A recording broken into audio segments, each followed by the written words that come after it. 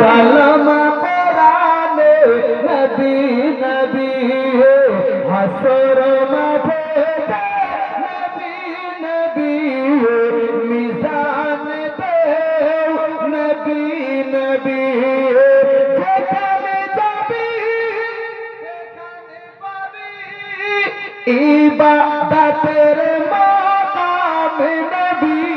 বলো ভাই মেহেদী, আপনার মন চাইছে কি একটু সাইডে আসেন, সাইডে আসেন। দেখ ওই কথা বলেন আর নবীর ঘরের জন্য আপনি দেবেন, এটা জোর জবরদস্তি কিছু না।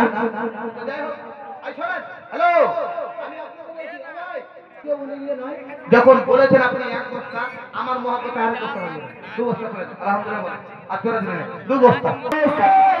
নবী নবী কালমা কোরআনে নবী নবী আরশ ছেড়ে আমিনার ঘরে এলো উম্মতকে বাঁচাবার তরে।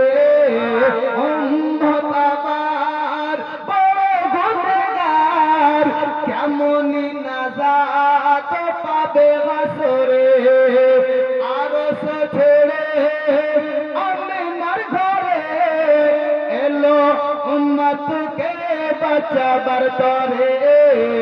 উম্মত আমার বড় গুনাহগার, কেমনি নাজাত পাবে হাসরে। ভবের বুকে কদম রেখে, জোরে বলি সুবহানাল্লাহ। ভবের বুকে কদম রেখে সাজদায় ঝুঁকে দয়ার নবী আরশ ফারশে নবী নবী কালমা কোরআনে নবী নবী। কবরেতে আসবে নবী, মাকামে মাহমুদে থাকবে নবী। জোরে বলি সুবহানাল্লাহ। হাত উঠিয়ে বলা যাবে ইয়া রাসূলুল্লাহ, আল্লাহু আকবার কাবীরা। কবরে নবী আসবে না ছবি আসবে? কে আসবে? সিরাজউদ্দিনের মা দান করেছেন, কবরে নবী আসবে। আচ্ছা মনিরুল মাস্টার সাহেব নাকি? আমি তো দুবার বলা হয়ে গেল।